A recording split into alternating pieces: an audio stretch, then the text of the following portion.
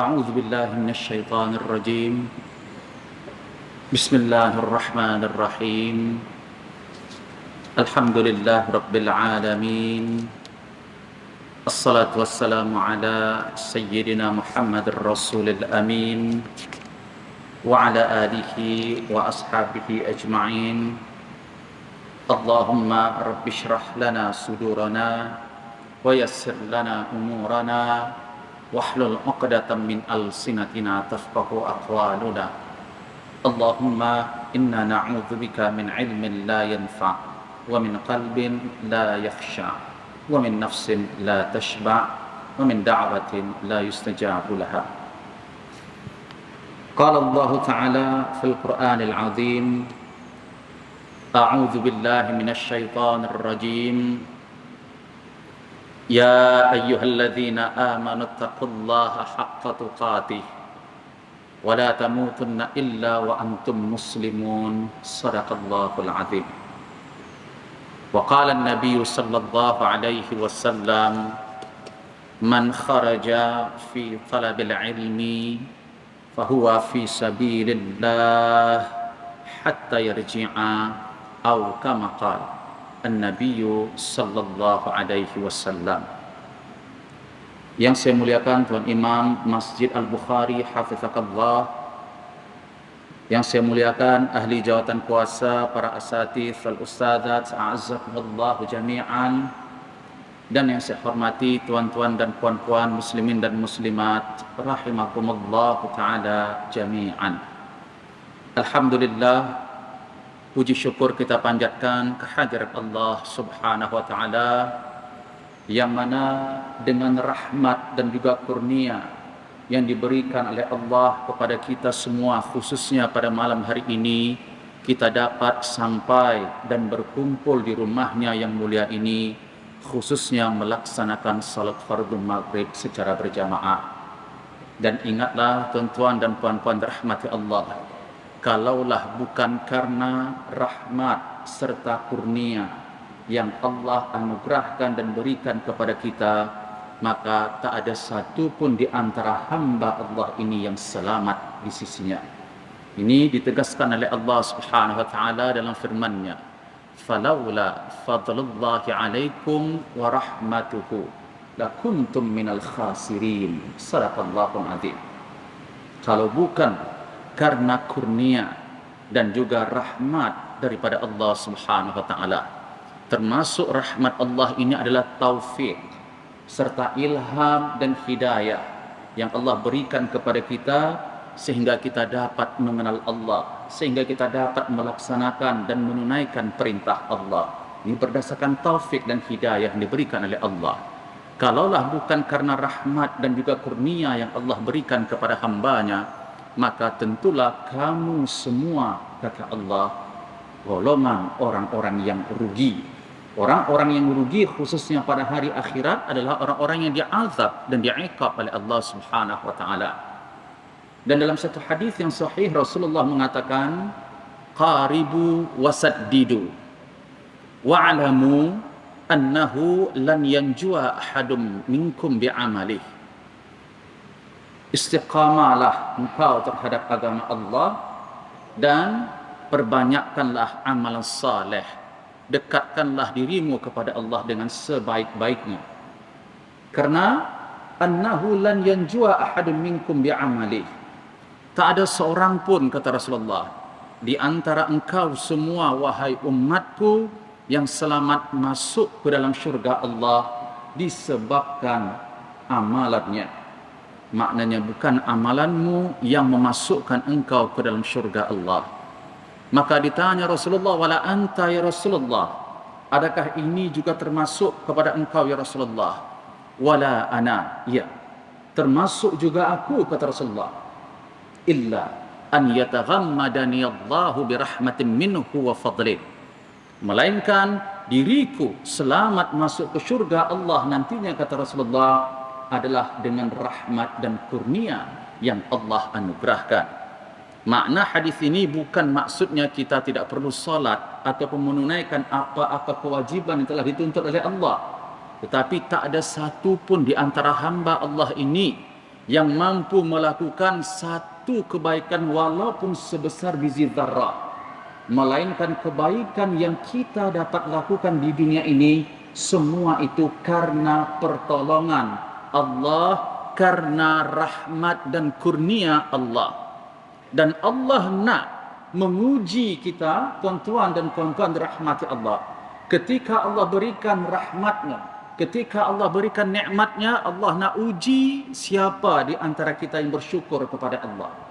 Sebab tu ujian yang Allah berikan yang sudah kita sebutkan sebelumnya melalui nikmat. Kemudian ujian melalui musibah. Ini merupakan ujian daripada Allah. Orang yang mendapat nikmat diuji oleh Allah untuk menjadi hamba yang bersyukur. Karena ramai yang fail untuk mensyukuri nikmat yang telah diberi oleh Allah.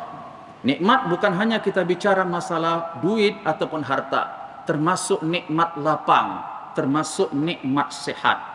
Jadi tuan-tuan dan puan-puan dirahmati Allah sekalian, malam hari ini kita masih lagi akan teruskan wasiat Rasulullah sallallahu alaihi wasallam berkenaan dengan at-tarahum baina al-ummah fi hadhihi al-ardi, yaitu saling berkasih sayang, saling mengasihi, berbelas kasihan kepada sesama manusia khususnya dan kepada semua makhluk secara umumnya di atas muka bumi ini.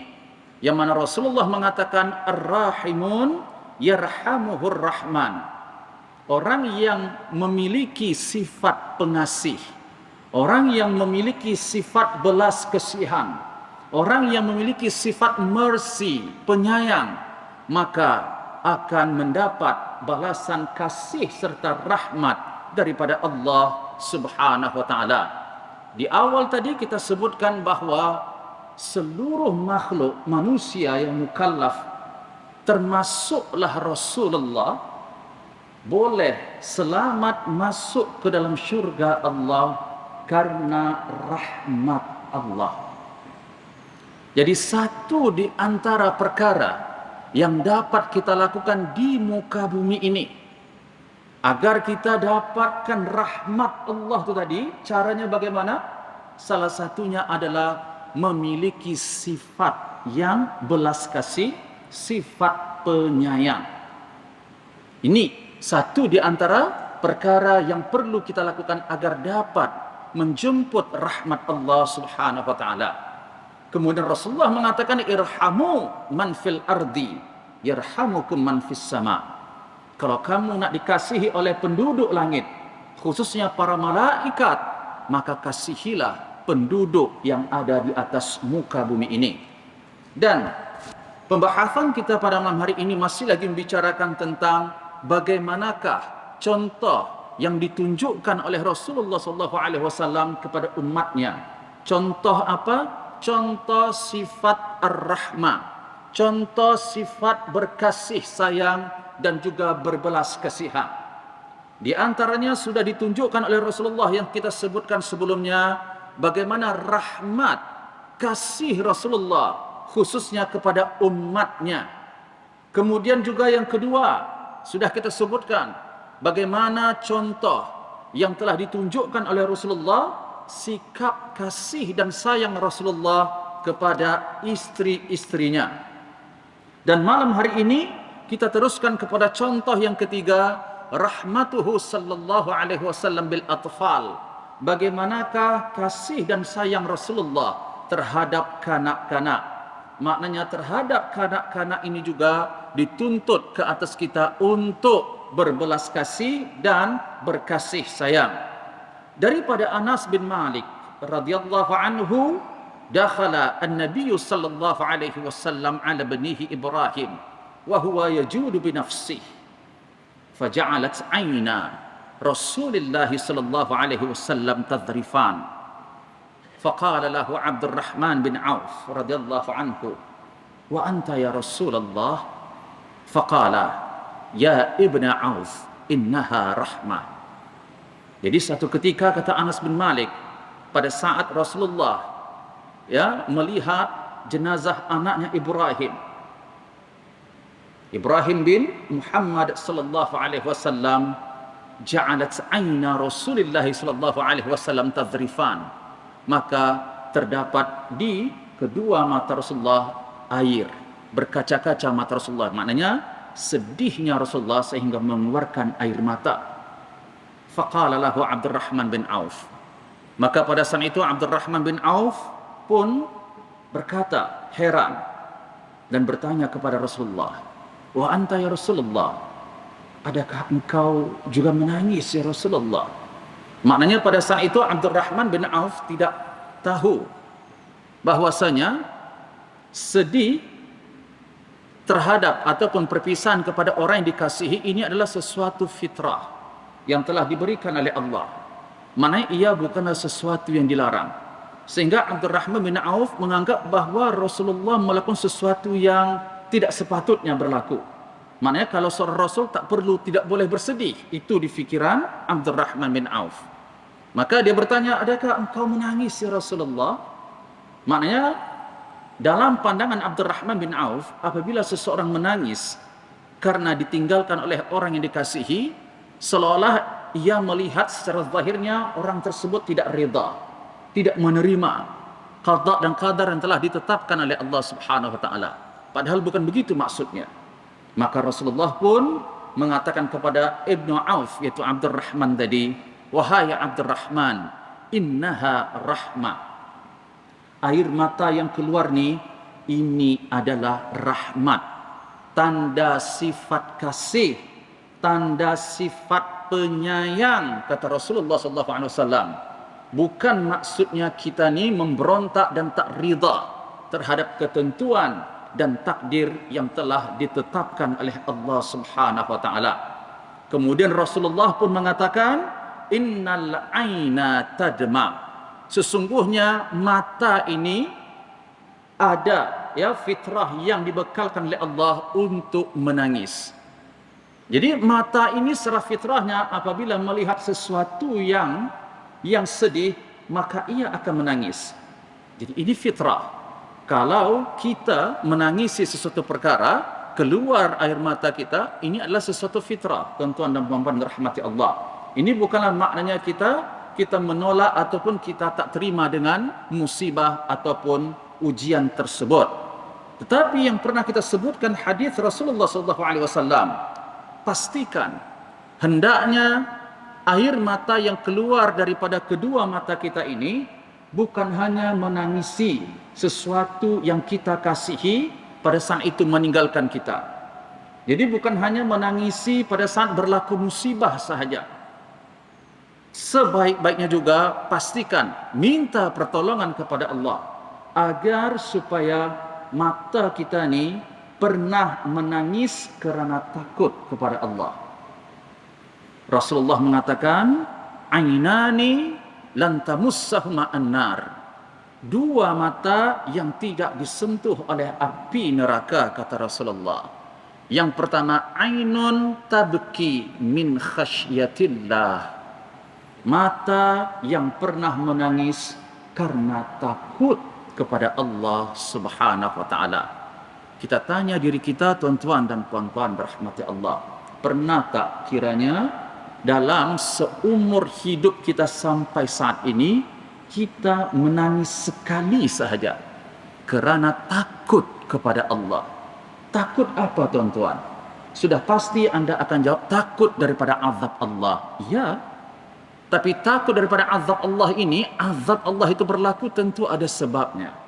Salah satu penyebabnya adalah maksiat kepada Allah, tidak bertaubat kepada Allah, tidak pernah menyesal terhadap sesuatu perbuatan maksiat yang pernah dilakukan, tidak pernah rasa risau setiap ibadah yang dibuat tu sejauh manakah ibadah ini diterima oleh Allah Subhanahu wa taala. Pernah tak kita rasa risau? Ada tak kerisauan tuan-tuan dan saya untuk bulan Ramadan yang lepas tu, sampai dan diterima tak oleh Allah puasa tu? Agak-agak tuan-tuan, kalau puasa tu tak diterima oleh Allah, ada tak kebaikannya? Sebab itu ini sesuatu perkara yang dituntut.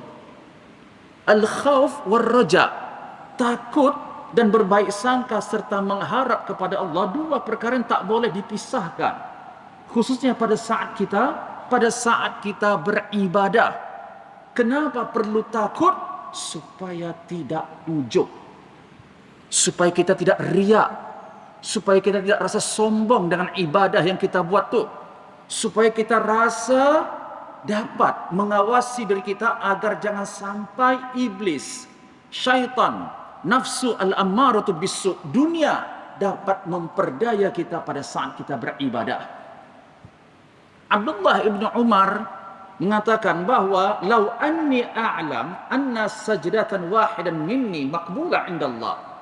Kalaulah sekiranya saya dapat tahu sepanjang hidup saya, kata anak seorang Umar ibn Khattab, Abdullah ibn Umar, seorang sahabat, tuan-tuan dirahmati Allah. Dia pun dengan sifat humble dan tawaduknya mengatakan, kalaulah saya ni diberitahu oleh Allah, ada satu saja sujud saya diterima oleh Allah sepanjang hidup saya beribadah kepada Allah, ada satu kali saja Allah terima di antara semua itu, lakana al-maut ahabbu ilayya, maka sudah tentu saya minta, lebih baik saya mati pada hari itu daripada saya menunggu orang yang lama sekali sudah saya rindui untuk saya berjumpa dengannya. Ini nilai qabul al-a'mal. Bagaimana Nabi Ibrahim dan juga Ismail alaihi wassalam, ketika anda membaca surah Al-Baqarah, pada saat itu wa idh yarfa' Ibrahimul qawa'ida, yang mana Allah perintahkan Nabi Ibrahim dan Ismail untuk membina Ka'bah. Membina Ka'bah bukan daripada yang baru tuan-tuan, tapi tapak yang sudah ada dibina kembali. Jadi riwayat berbeza pendapat mengenai siapa yang membina Ka'bah terlebih dahulu, tetapi awal baitin, mula-mula rumah ibadah yang didirikan di atas muka bumi ini adalah Al-Ka'bah Al-Musyarrafah. Jadi ada riwayat mengatakan malaikat yang membinanya, ada pula riwayat mengatakan Nabi Adam alaihissalam yang membina Ka'bah tersebut. Apa yang nak saya sampaikan di sini, bagaimana sifat humble, sifat tawadhu, sifat rendah hati yang ditunjukkan oleh Nabi Ibrahim dan juga Nabi Ismail. Rabbana taqabbal minna. Ini kan doa Nabi Ibrahim dan Ismail ketika selesai membina Ka'bah. Padahal yang suruh membina Ka'bah tu Allah. Bina Ka'bah tu dan dibina oleh Nabi Ibrahim. Itu pun Nabi Ibrahim dan Ismail minta lagi kepada Allah, ya Allah, terimalah apa yang kami buat ni ya Allah, walaupun engkau suruh kami buat ni ya Allah. Yang kita pernah tak solat sekali kita mohon betul-betul kepada Allah, solat kita ni diterima, bacaan Al-Quran kita ni, istighfar kita ni. Tuan-tuan, ramai yang memang ada anugerah rahmat yang Allah berikan dapat bertaubat dan meminta ampun kepada Allah. Tapi tahu tak kita sejauh mana taubat kita itu diterima oleh Allah? Bukan maknanya saya dan kita semua beristighfar dan bertaubat kepada Allah confirm. Tak ada siapa yang boleh mewajibkan Allah. La yus'al amma yaf'al wa hum yus'alun. Ini semua kuasa Allah. Jadi kita dituntut untuk bertaubat. Sebab tu kata Al-Imam Al-Ghazali rahimahullahu ta'ala, salah satu kelebihan orang yang bertaubat, maknanya kita dituntut senantiasa bertaubat kepada Allah. Taubat dan istighfar, di antara ulama ada yang membezakan dua perkara ini. Istighfar secara umumnya amalan yang dilakukan oleh lidah dan fizikal. Taubat ini amalan yang sifatnya internal, di dalam hati. Sebab tu orang yang beristighfar belum tentu dikatakan orang yang bertaubat. Orang yang bertaubat juga belum tentu dikatakan orang yang beristighfar. Dalam hadis Rasulullah mengatakan, ya ayyuhan nas tubu ilallahi wastaghfiruh. Wahai seluruh umatku, wahai sekalian manusia, kata Rasulullah, bertaubatlah kamu kepada Allah dan meminta ampun kepadanya. Saya ulang banyak kali berkenaan dengan hadis ini. Jangan kita berfikir bertaubat dan istighfar yang disuruh oleh Rasulullah ni kepada golongan yang kononnya kita nampak mereka melakukan maksiat secara zahir seperti minum arak, zina, judi itu. Sehingga kita melihat diri kita ni tidak ada apa-apa dosa yang kita lakukan. Masya Allah, ini satu tipu daya syaitan telah memperdaya kita menganggap diri kita ni baik, suci. Ini tak betul. Orang yang bertakwa, salah satu ciri dan sifatnya adalah dia tidak pernah merasa dirinya lebih baik daripada orang lain. Tidak pernah merasa dirinya lebih baik daripada orang lain. Ini salah satu sifat orang bertakwa, kata Abdullah ibnu Umar radhiyallahu anhuma.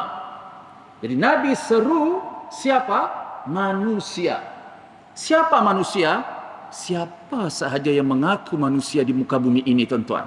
Tak kira tinggi manapun level knowledge, ilmu dan ibadah dia, kalau dia mengaku manusia, masuk dalam golongan yang diperintah oleh Rasulullah untuk bertaubat dan beristighfar. Karena Nabi sendiri pun bertaubat dan beristighfar. Walaupun Nabi makhluk yang telah diampunkan oleh Allah dosa-dosa yang telah lalu dan yang akan datang, tetap memohon ampun kepada Allah. Salah satu perkara yang membuat Nabi senantiasa bertaubat dan beristighfar kepada Allah, karena ada di antara solat yang dilakukan oleh Nabi dalam keadaan lupa. Saya nakalkan daripada kitab Al-Fiqh lil Madhab Al-Imam Syafi'i bahawa disebut di situ ada lebih kurang 5 kali Nabi pernah melakukan kesalahan dalam solat, tapi kesalahan dalam keadaan lupa, tak sengaja. Itu yang salah satu hikmahnya lupanya Nabi ini tadi bukan aib, bukan kekurangan Nabi, tapi nak memberikan syariat yang boleh mendatangkan kemudahan bagi umat manusia juga, umat Nabi. Apa dia? Sujud sahwi. Itu yang ada, sujud sahwi. Jadi Nabi salah satu sebab kenapa senantiasa bertaubat dalam majlis, satu majlis itu Nabi bertaubat tak kurang adalah 100 ataupun 70 kali bertaubat dan meminta ampun kepada Allah Subhanahu wa taala. Sebab Nabi rasa itu adalah satu kesalahan. Padahal Nabi lupa ketika solat zuhur, lepas 2 rakaat Nabi salam. Maka seorang lelaki yang bernama digelar Zal al-Yadaini, aqasarta as-salah ya Rasulullah am nasita? Wahai Rasulullah, adakah salat zuhur hari ini engkau qasarkah atau lupa ya Rasulullah? Maka Rasulullah bertanya kepada sahabat, betulkah apa yang dikatakan lelaki ini? Benar ya Rasulullah. Maka Rasulullah pun menambah 2 rakaat lagi, dan sebelum salam Rasulullah ajarkan umatnya untuk sujud sahwi. Dan dalam salat ini, tuan-tuan yang dirahmati Allah, ada beberapa hukum di dalam salat itu sunnah, tetapi ia boleh menjadi wajib bagi makmum untuk dia lakukan. Dalam mazhab Al-Imam Asy-Syafi'i ya tuan-tuan ya, saya bicara ni. Di antaranya apa? Sujud sahwi. Sujud sahwi hukum asalnya adalah sunnah. Hukum asalnya adalah sunnah. Tetapi apabila imam menunaikan sujud sahwi tersebut, makmum tak buat, solat makmum tu batal. Jadi ini ada pembahasan di dalam ilmu al-fiqh. Ada di antaranya yang perlu kedua-duanya diikut. Kalau imam buat, kena buat. Kalau imam tak buat, kita kena juga tak buat. Seperti apa? Seperti sujud tilawah. Pada surah As-Sajadah subuh Jumat tu yang kita baca tu. Ini maksudnya ketika imam buat, kena buat. Sujud tilawah itu hukumnya sunnah bagi imam. Tapi bagi makmum yang ikut imam, wajib. Kalau imam tak buat, tak buat. Lain hukumnya kalau kunut. Betul, saya yakin tuan-tuan sudah belajar benda ni. Ya, ada di antara sunnah-sunnah yang kita kena ikut imam buat, kena buat. Imam tak buat, kita tak boleh buat. Ada yang hukumnya imam buat, kita kena buat. Imam tak buat, kita boleh buat. Ada yang sebaliknya, imam tak buat, kita boleh buat. Tapi imam buat, kita kena buat. Pening juga. Tak apa. Ini pembahasan dalam fiqh ya, tuan-tuan. Jadi, kalau secara umumnya, kesimpulannya, sunnah-sunnah tu seperti sujud tilawah, kemudian tasyahud yang pertama, kemudian juga termasuk doa kunut.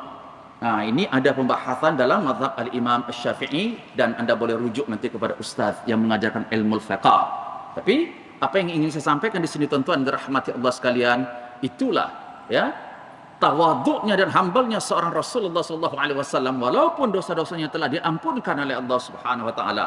Dia seru kepada kita untuk senantiasa bertaubat dan beristighfar kepada Allah Subhanahu wa taala. Kemudian Rasulullah mengatakan tadi bahawa sesungguhnya mata ini akan menangis.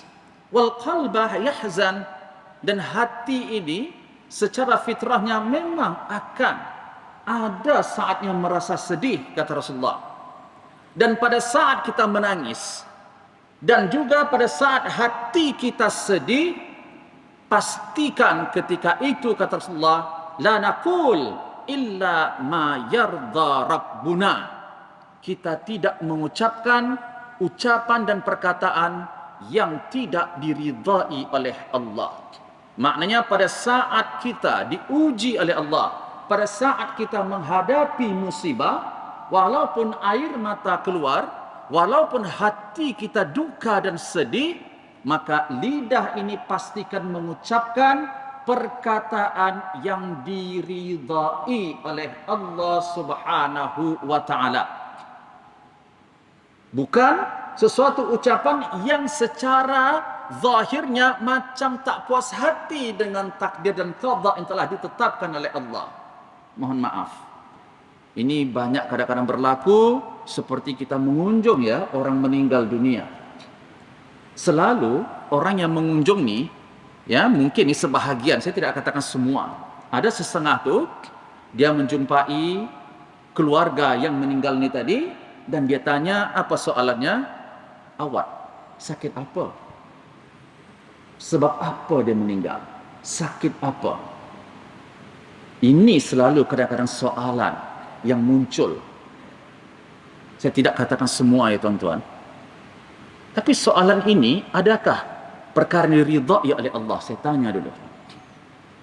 Kalau dijawab sakit jantung, bermakna secara zahirnya dia nak mengatakan jenazah ni meninggal karena sakit jantung. Syirik tak tuan-tuan? Saya mau tanya dulu. Wallahi, anda baca setiap malam khususnya surah Al-Mulk, Tabarakalladzi biyadihil mulku wa huwa ala kulli syai'in qadir, alladzi khalaqal mauta wal hayata liyabluwakum ayyukum ahsanu amala. Allah yang menciptakan hidup dan mati.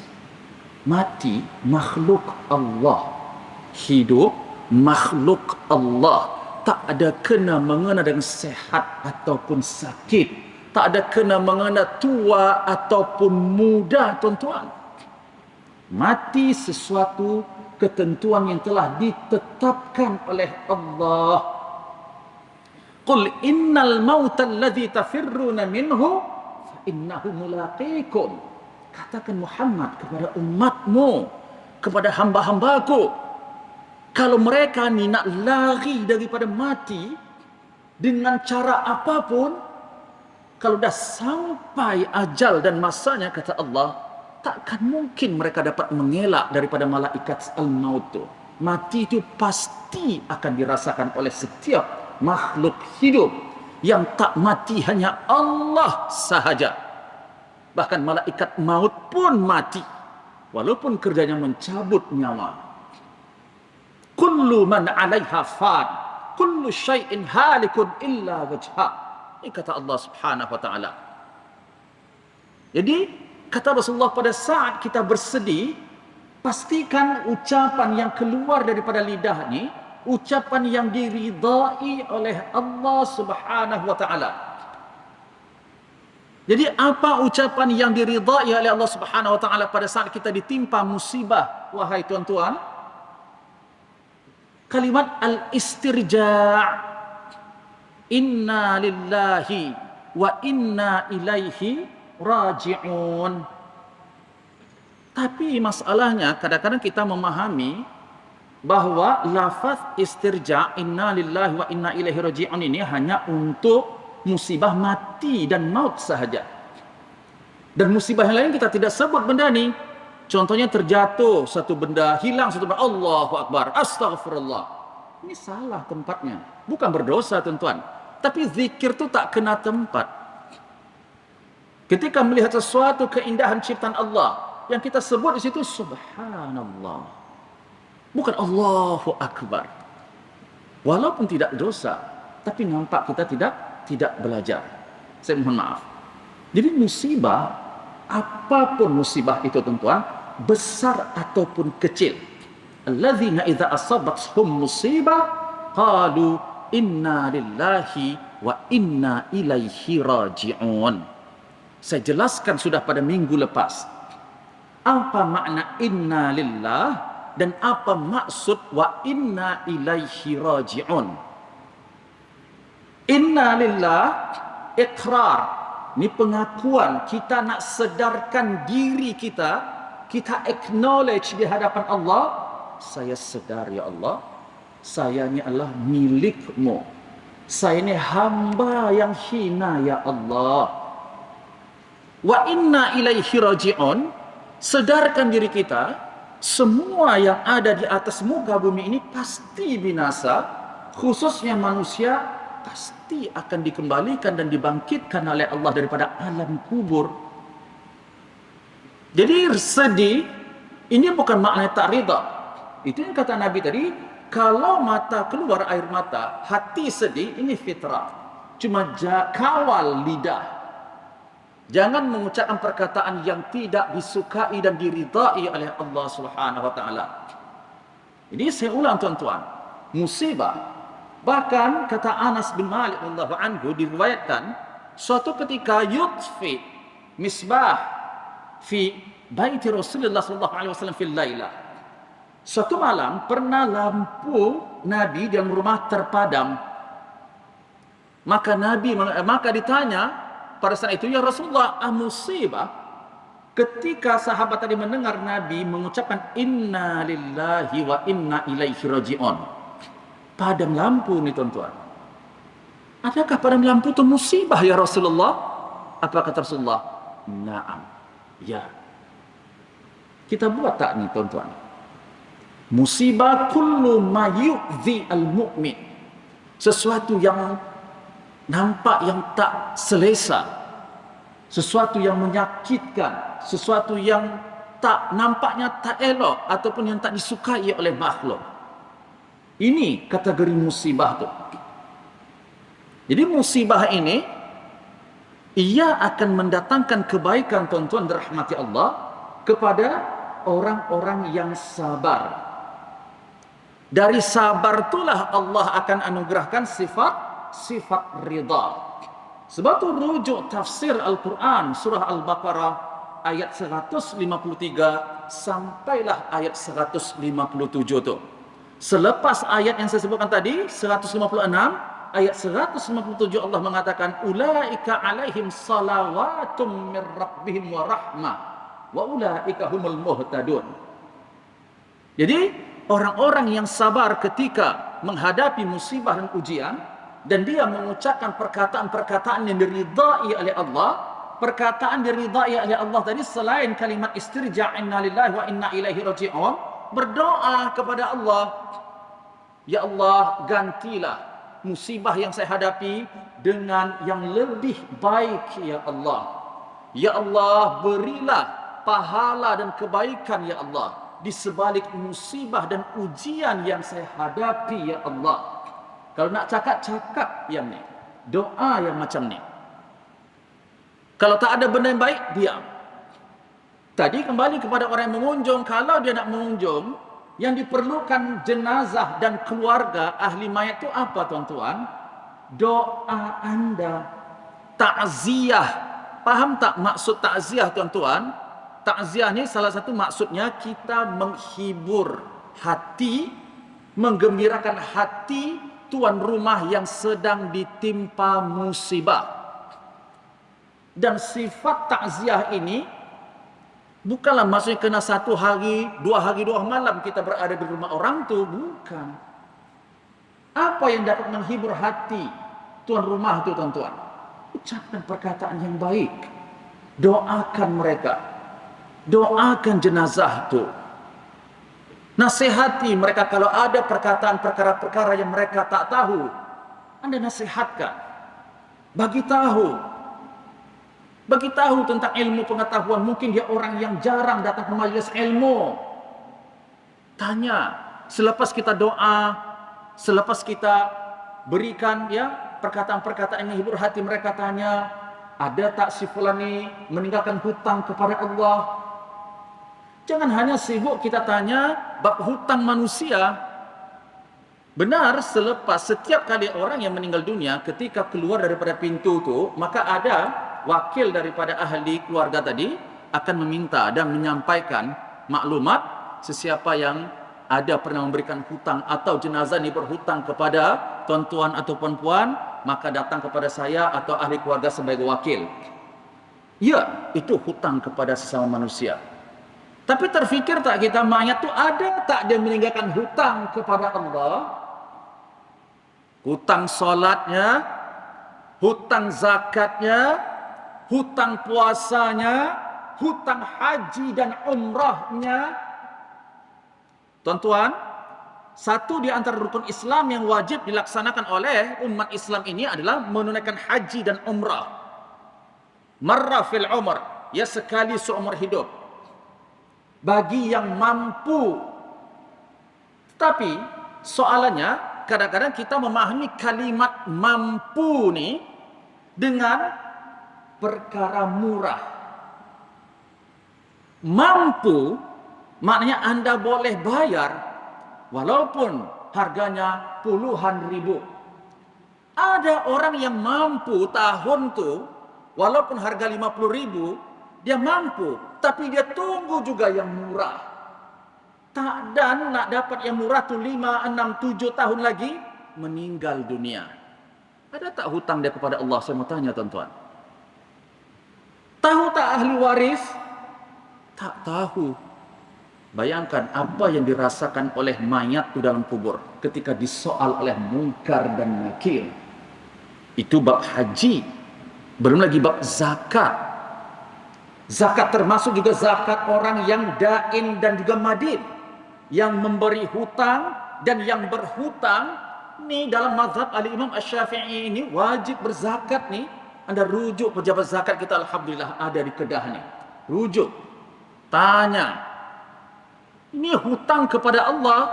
Dainullah ahaqqu an yuqda. Hutang Allah ini lebih utama, lebih aula untuk diselesaikan daripada hutang makhluk. Nampak tuan-tuan?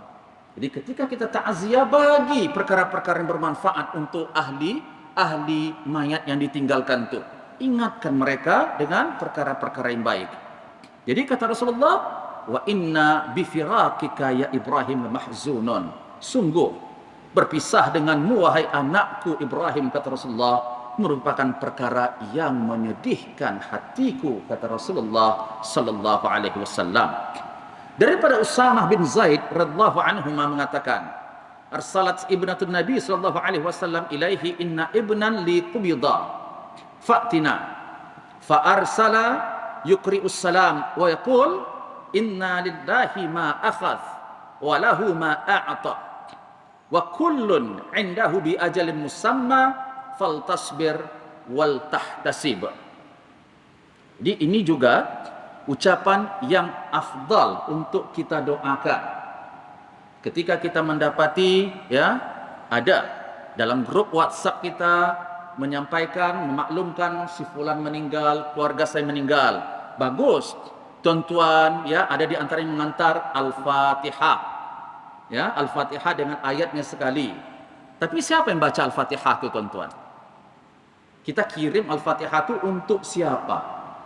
Al-Fatihah itu bermanfaat khususnya bagi mayat tuh kalau diapakan Al-Fatihah tuh. Tunjukkan macam tu saja atau dibaca, difahami isi kandungannya serta diniatkan pahala Al-Fatihah itu untuk jenazah tu. Maknanya dengan baik sangkanya setiap kita yang menghantar dalam grup Al-Fatihah tadi, kita baca, niatkan bacaan Al-Fatihah tu bagi si mayat tu. Bukan nak bagi tahu kepada orang yang bagi maklum keluarga tadi Al-Fatihah. Iya, dia tahu Al-Fatihah apa maksudnya Al-Fatihah. Saya mohon maaf ya, saya bukan nak condemn, nak mengkritik. Tapi ini penting untuk kita memahami. Al-Fatihah ini bermanfaatnya bila kalau kita baca dan niatkan bacaan Al-Quran tu untuk si mayat tu, baru bermanfaat. Dan tidak semua ulama setuju tuan-tuan pahala bacaan Al-Quran. Saya cakap terus terang dalam mazhab Al-Imam Asy-Syafi'i, beliau mengatakan tak sampai bacaan Al-Quran untuk mayat yang kita hadiahkan. Ini Imam Syafi'i sendiri. Walaupun ada mazhab dalam Imam Syafi'i sendiri juga tak bersetuju sampai. Dan mazhab jumhur ulama mengatakan sampai. Sebab apa? Sebab itu berkenaan dengan niat seseorang. Kita tidak bincang masalah khilaf ulama di sini. Tapi satu di antara perkara yang sudah disepakati ulama yang kita nak hadiahkan tu kena niat. Kalau kita tak ada niat hadiahkan Al-Fatihah tu untuk mayat tu tak dapat apa-apa. Tuan hantar sekeping screen, ya, short screen Al-Fatihah lengkap, tuan tak baca, tuan tak hadiahkan, hantar saja macam tu. Hantar ke mana ni tuan-tuan? Itu ibadah ya. Tolong gunakan juga teknologi ini dengan sebaik-baiknya. Kena kita faham juga meletakkan sesuatu pada tempatnya tuan-tuan. Saya bukan melarang anda mengantar Al-Fatihah itu, bukan tuan-tuan. Tapi baca Al-Fatihah yang kita hantar tu. A'udzubillahi minasyaitonirrajim. Bismillahirrahmanirrahim.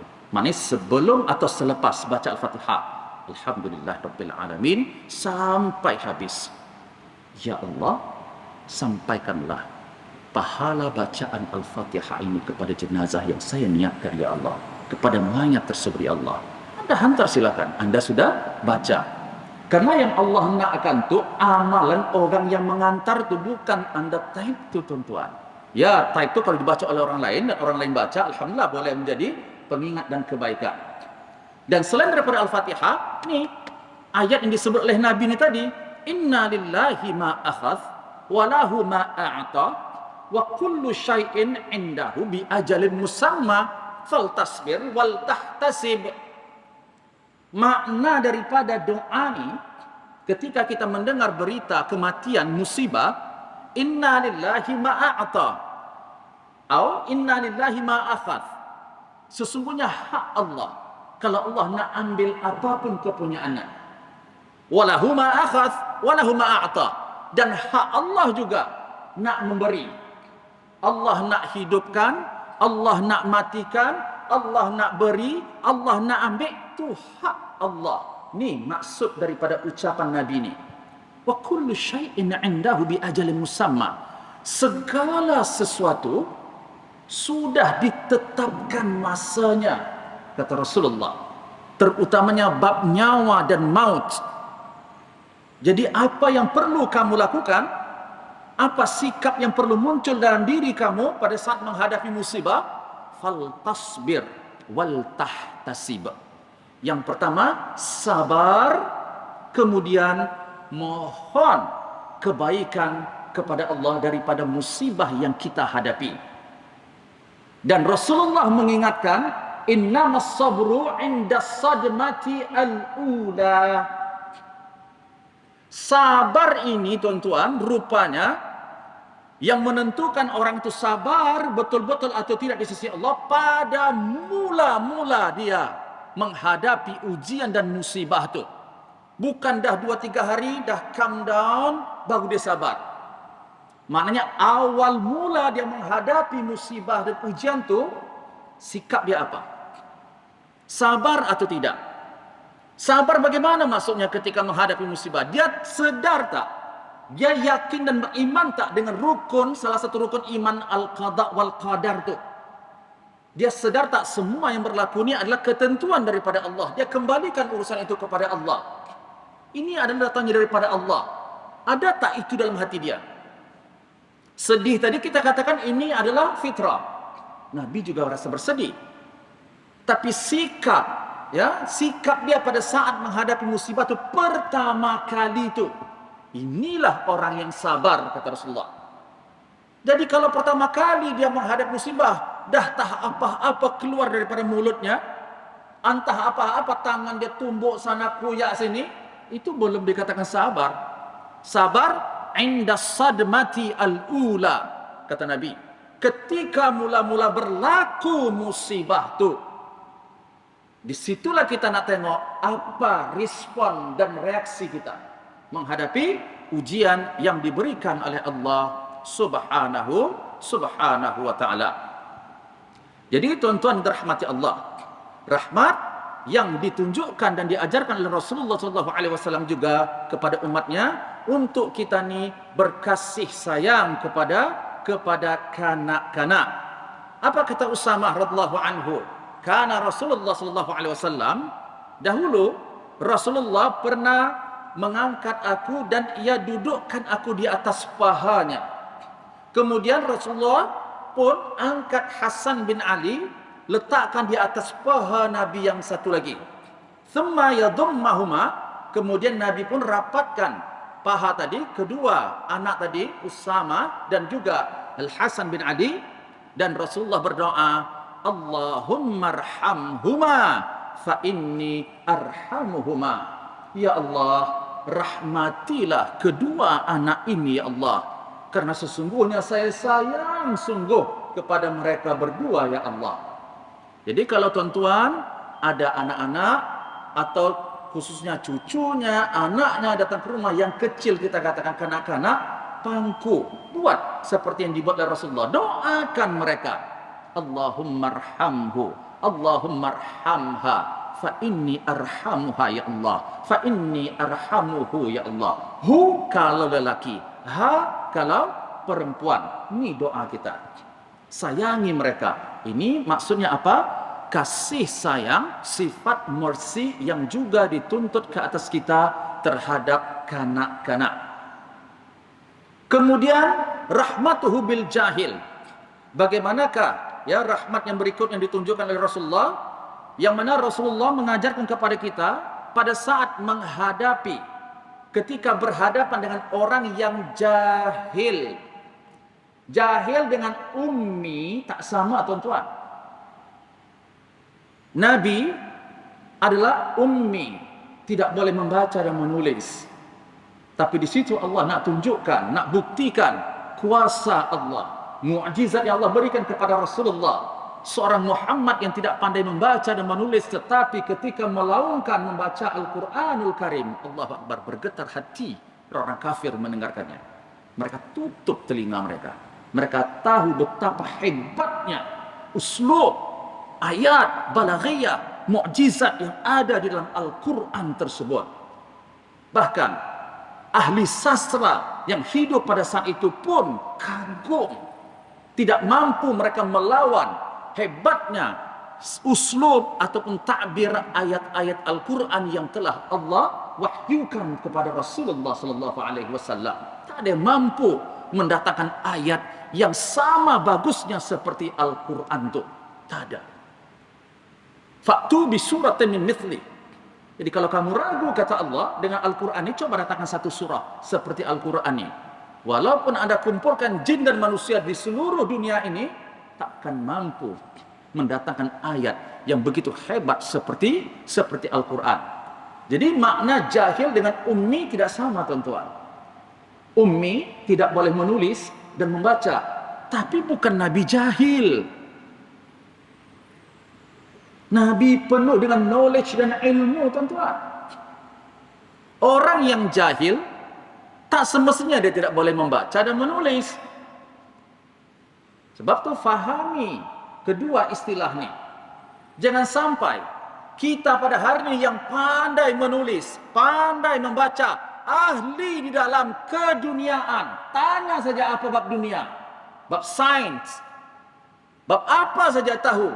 Tapi ditanya bab tauhid, ditanya bab salat, ditanya bab-bab berkenaan dengan hukum hakam Allah, tak tahu. Maka namanya buta huruf atau jahil, tuan-tuan.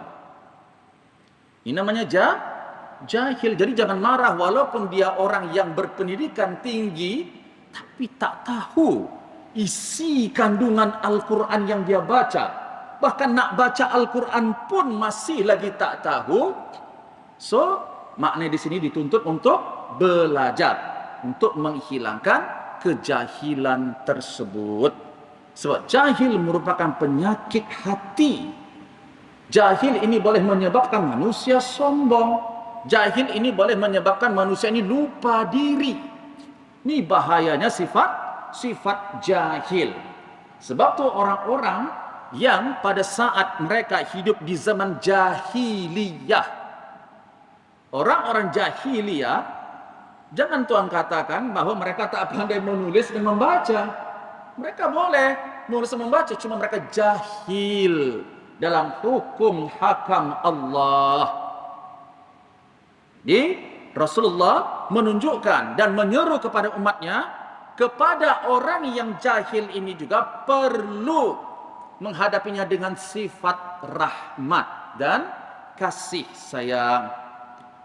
Dalilnya daripada Anas bin Malik, suatu ketika orang Arab Badui pernah datang ke masjid, kemudian dia kencing di area masjid tu. Pada saat itu para sahabat pun mewarning orang Arab tersebut ataupun orang Arab Badui yang tak faham hukum hakam agama Allah ni. Dia kencing di pekarangan masjid tu. Fanahahum an-Nabi sallallahu alaihi wasallam. Sementara pada saat dia kencing tu Nabi ada dan sahabat lain pun ada. Sahabat lain ni, orang-orang yang ada dekat Nabi tu dah kasar dah. Tegur dia. Iyalah kalau kita nampak orang terkencing di Masjid Bukhari ni, tuan-tuan, apa yang tuan-tuan rasa yang perlu tuan lakukan? Terbang tak apa-apa ya, kipas meja semua terbang. Jadi saya nak cakap ni, ini diajar oleh Rasulullah. Jangan cepat, respon tu jangan cepat menghukum. Sebab boleh jadi apa yang kita nampak tu dia tak tahu benda tu. Dia jahil. Macam itulah juga orang Arab Badui ini tadi. Karena jahil dia terkencing tu. Kalau dia tak jahil, dia takkan buat benda tu. Maka Nabi pun larang.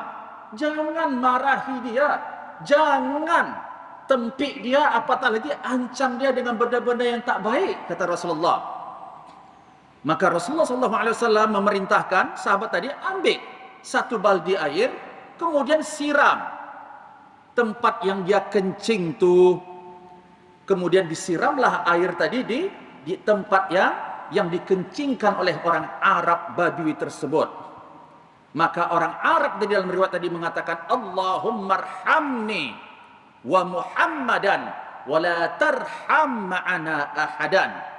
Faqala Nabi sallallahu alaihi wasallam, laqad tahajjarta wasi'an. Ini riwayat Imam Abu Dawud. Ya Allah, berikanlah rahmat kepadaku dan juga kepada Muhammad sallallahu alaihi wasallam.